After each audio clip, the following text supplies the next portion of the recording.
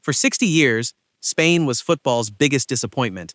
Talented players, passionate fans, empty trophy cabinet. Then, in 4 years, they became untouchable. Nobody has explained why, until now. For decades, Spain broke hearts instead of records. They had flair, they had genius, but every major tournament ended the same way. Brilliant football, painful exit. People called them the perpetual underachievers, a nation of artists who couldn't finish the painting. But while the senior team kept failing, something quiet was happening far away from the cameras. In a small town near Barcelona, at a place called La Masia, children were being taught something different, not just how to win, but how to think. They weren't taught to kick the ball forward and chase it. They were taught to receive it, protect it, and move it with purpose. Every touch had meaning. Every pass was a decision. While other academies built athletes, Spain was quietly building thinkers. This wasn't an accident. It was a philosophy, planted decades earlier by a Dutch coach who once said football should be played like chess, with patience, spacing, and control. Spain didn't just borrow that idea. They made it their identity. By the mid-2000s, an entire generation had grown up inside this system.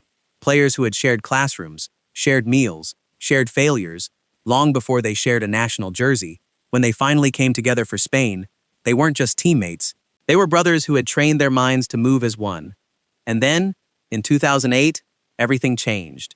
Spain walked into the European Championship not as favorites, but as the same old story waiting to repeat itself. Except this time, something felt different. The passing was sharper.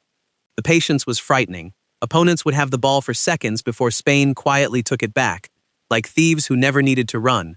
They won that tournament playing football that didn't just defeat teams, it confused them. 2 years later, at the World Cup, the world witnessed something even rarer. Spain didn't overpower opponents. They starved them. Matches would pass with the ball moving in triangles, side to side, patient, suffocating, until the other team simply lost the will to chase it anymore. Spain lifted their first World Cup, not through chaos, but through control. And in 2012, they did it again. 3 major trophies, 1 nation.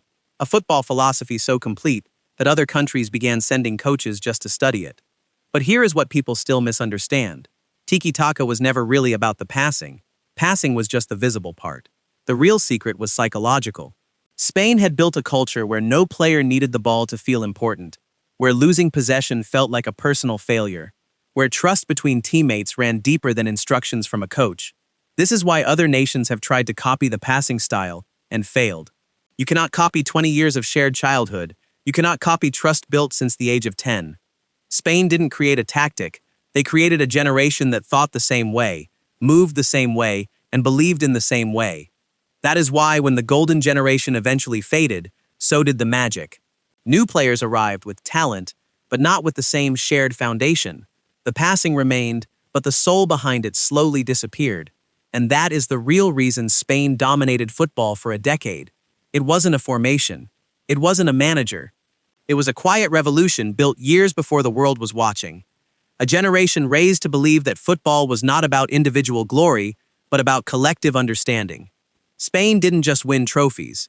For 4 unforgettable years, they redefined what football could look like when 11 players stopped playing as individuals and started thinking as one mind.